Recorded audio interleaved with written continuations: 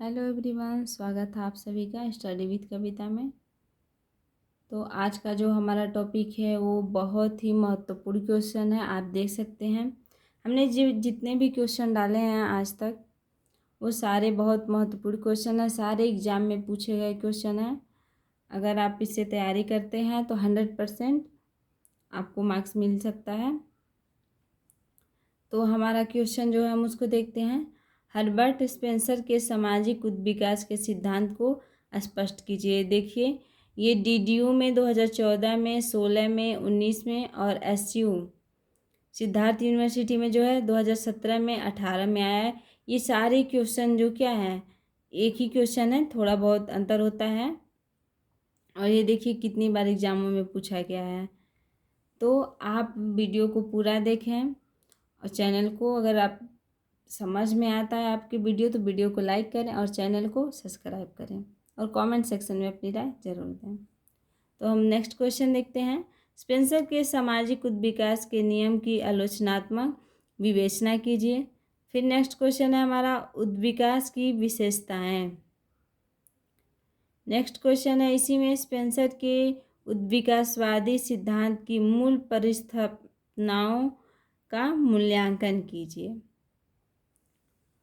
तो हम इसमें क्या पढ़ेंगे, हर्बर्ट स्पेंसर का जो सामाजिक उद्विकास है उसके क्या पढ़ेंगे, सिद्धांत पढ़ेंगे और उनके जो नियम की आलोचनाएं हैं, विशेषताएं हैं और जो मूल प्रतिस्थापनाओं का मूल्यांकन है, इस क्वेश्चन में हम उसको पढ़ेंगे।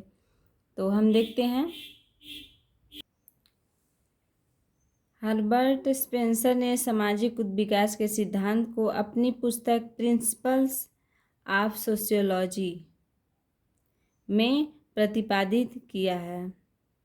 स्पेंसर का मत है कि समाज का विकास भी जैविक विकास की भांति सरलता से जटिलता की ओर, अनिश्चितता से निश्चितता की ओर तथा समानता से विभिन्नता की ओर हुआ है।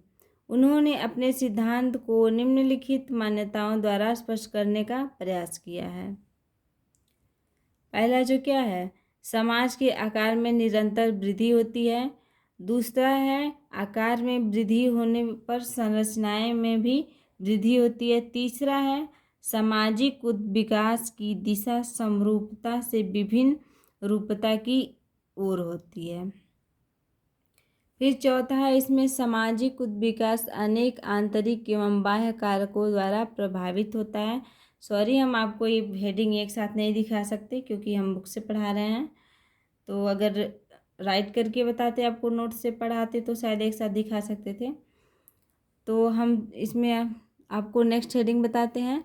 सामाजिक विकास बहुदिशात्मक होता है। फिर इसमें नेक्स्ट हमारा जो छठा हेडिंग है वो क्या है, विभेदीकरण के विस्तार का नियम।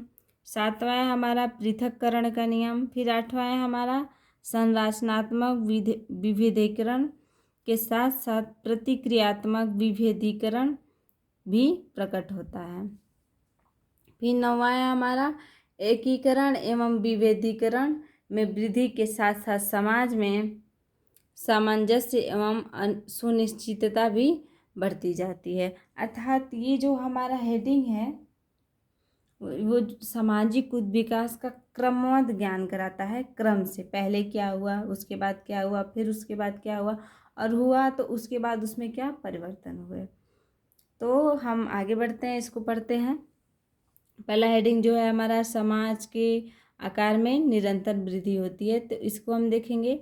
स्पेंसर कहते हैं कि प्राणी आरंभ से बहुत ही छोटे छोटे आकार वाले सामाजिक झुंडों में के रूप में विद्यमान रहता है।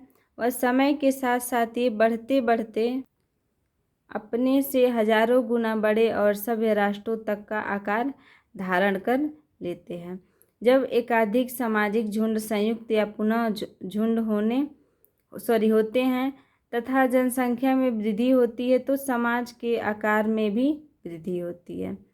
इसी आधार पर स्पेंसर ने बताया है कि समाज के विकास की प्रक्रिया 4 स्तरों से गुजरती है: सरल समाज, संयुक्त समाज, दुगुण संयुक्त समाज तथा त्रिगुण संयुक्त समाज।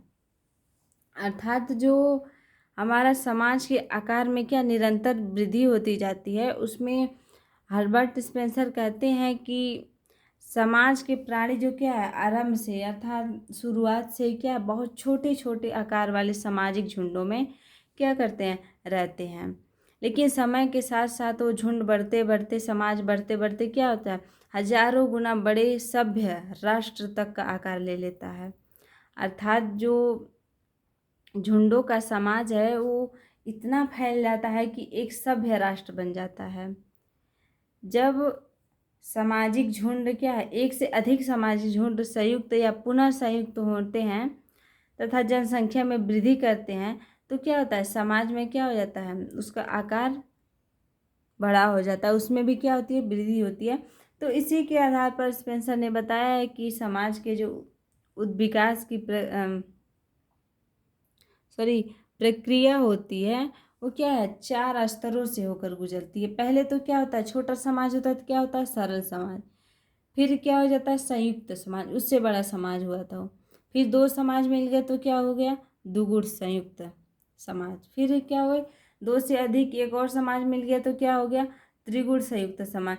तो ऐसे ऐसे ही जब समाज एकजुट होते जाते हैं, उसमें संबंध होते जाते हैं तो क्या होता है, समाज का आकार में क्या हो जाती है, वृद्धि हो जाती है।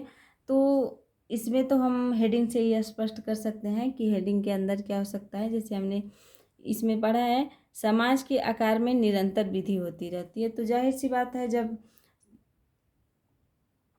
जब समाज बड़ा होगा, लोग बढ़ते बढ़ते धीरे धीरे मतलब हजारों गुना जब बड़ा हो जाएगा समाज, तो राष्ट्र की जब आकार ले लेगा तो क्या हो जाएगा, समाज के आकार में क्या होगी, वृद्धि तो होगी ही।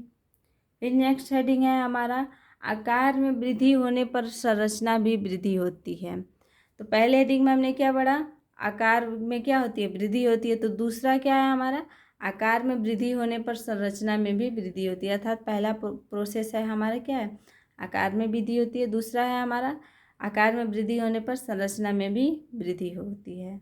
अर्थात जब आकार में वृद्धि होगी तो उसका संरचना, उसका स्ट्रक्चर जो क्या है उसमें भी वृद्धि होगा ही। तो दूसरा हेडिंग हम देखते हैं। तो दूसरे हेडिंग में हम देखते हैं स्पेंसर के अनुसार जब समाज में आकार में वृद्धि होती है तो उसके संरचना में भी वृद्धि होती है, क्योंकि ऐसा होने पर भी सामाजिक संगठन या संरचना बढ़ते हुए झुंडों को अपने में धारण करने योग्य होगा। स्पेंसर लिखते हैं कि हम जैसे जैसे छोटे समूहों से बड़े समूहों में, सरल समूहों से संयुक्त समूहों में, संयुक्त समूहों से दुगुण संयुक्त समूहों में बढ़ते हैं, वैसे वैसे लोगों में असमानता बढ़ती जाती है। जो सामाजिक झुंड छोटा होने पर स्वरूप था, वही वृद्धि के हर स्तर के साथ स्वाभाविक रूप से विषम रूप में वृद्धि करता जाता है और इस प्रकार से विशाल आकार ग्रहण करने के लिए अत्यंत जटिल होना आवश्यक है। तो जो हमारा दूसरा हेडिंग है उसमें स्पेंसर कहते हैं कि, तो हम दूसरे हेडिंग में अर्थात आकार में वृद्धि होने पर संरचना में वृद्धि होती है, इस हेडिंग में देखते हैं कि स्पेंसर कहते हैं कि जब समाज के आकार में वृद्धि होती है तो उसके संरचना में भी वृद्धि होती है, क्योंकि ऐसा होने पर समाज संगठन में बढ़े हुए झुंडों को क्या करता है, अपने आप में धारण करने के योग बनता है। स्पेंसर लिखते हैं कि जब जैसे जैसे जो छोटे समूह हैं वो बड़े समूहों में क्या होते हैं, चले जाते हैं और फिर सरल समूह बनाते हैं। फिर जो सरल समूह हैं वो संयुक्त समूहों में चले जाते हैं। फिर जो संयुक्त समूह हैं वो समूह के दुगुण संयुक्त समूहों में क्या है, बढ़ते हैं। अर्थात 2 संयुक्त संयुक्त एक में हो जाते हैं, समूह एक में हो जाते हैं। तो वैसे वैसे लोगों में क्या असमानता बढ़ती जाती है। आप देखते होंगे जब छोटा परिवार होता है तो उसमें कोई असमानता नहीं होती है, लेकिन परिवार में जैसे जैसे जैसे जैसे लोग बढ़ते जाते हैं एक दूसरे के प्रति क्या होता है, असमानता बढ़ता जाता है। तो सेम यही बात है, जैसे जैसे समूह में लोग बड़े बड़े समूह होता जाता है, समूह के लोग ज़्यादा होने लगते हैं, वैसे वैसे असमानता बढ़ती जाती है। तो जो सामाजिक झुंड है वो क्या होता है, छोटा होने पे समरूप होता है। अर्थात जब छोटा होता है तो क्या होता है, समान होता है, लेकिन जब वृद्धि करता जाता है तो वो क्या होता जाता है, उसका स्वभाव विषम होता जाता है, वो उसमें असमानता आ जाती है। तो इसी प्रकार से जब विशाल आकार ग्रहण करने के लिए वो क्या हो जाता है, अत्यंत जटिल हो जाता है। और जटिल होना क्या हो जाता है, आवश्यक हो जाता है। जैसे परिवार में जैसे पापा के 3 भाई थे, तो तीनों जब जब तक कि पापा लोग की शादी नहीं हुई मान लीजिए, तब तक तो उसमें समानता थी। लेकिन जैसे पापा लोग की शादी हुई, उनके बच्चे हुए, फिर उनके बच्चों के बच्चे हुए, तो परिवार बढ़ता गया, तो क्या उनके बीच समानता भी क्या हो गई, असमानता भी बढ़ती गई और समानता घटती गई। तो यही सेम प्रोसेस जो क्या है, समाज के लिए दिया गया है। जैसे जैसे समाज बढ़ता जाएगा, जैसे जैसे संगठन बढ़ते जाएंगे, वैसे वैसे उसमें क्या होती जाएगी, समरूपता खत्म होती जाएगी और असमानता बढ़ती जाएगी। तो नेक्स्ट हेडिंग हम देखेंगे, सामाजिक विकास की दिशा में समरूपता से विषम रूपता की ओर होती है। तो ये जो हमने पढ़ा कि समरूपता नहीं मतलब क्या हो जाती है, समाप्त हो जाती है और विषमरूपता बढ़ती जाती है, वृद्धि करता है। तो कैसे वृद्धि करता है, हम तीसरे हेडिंग में ये पढ़ेंगे। तो अब हम तीसरा हेडिंग देखते हैं। प्रारंभ में समाज का आकार लघु एवं उसका स्वरूप समरूप होता है। समाज के सभी इकाइयां अपनी समरूपता के कारण परस्पर एकता में बंधती हैं, किंतु यह समरूपता अपने स्वभाव से ही अस्थिर है। अतः समरूप समाज के सदस्य एक झुंड की सदस्यता त्याग कर दूसरे झुंड की सदस्यता ग्रहण करते हैं। अलग अलग समरूपात्मक समाज में विषम रूपात्मक समाज की विशेषताएं आने लगती हैं।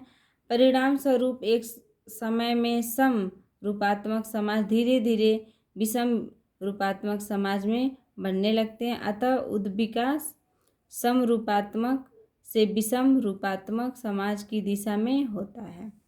तो तीसरे हेडिंग में हम क्या देखते हैं कि प्रारंभ में मतलब शुरुआत में जब समाज का आकार छोटा होता है, तो उसका स्वरूप क्या होता है, समरूप होता है।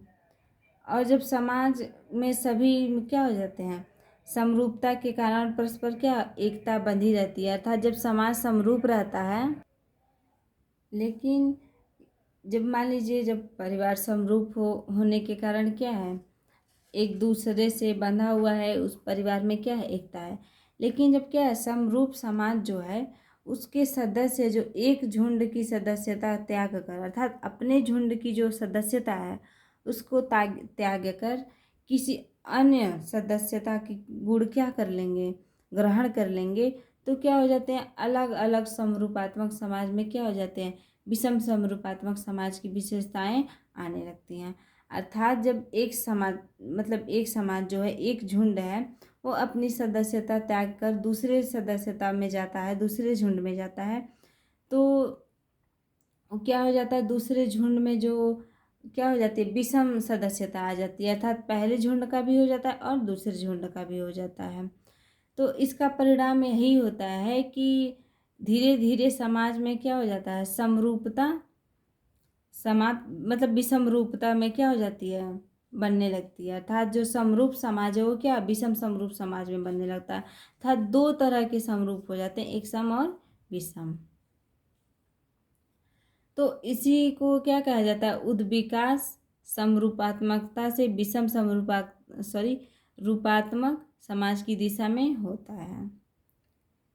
फिर हम पढ़ेंगे अपना नेक्स्ट हेडिंग, चौथा हेडिंग जो है हमारा, सामाजिक उद्विकास अनेक आंतरिक एवं बाह्य कारणों द्वारा प्रभावित होता है।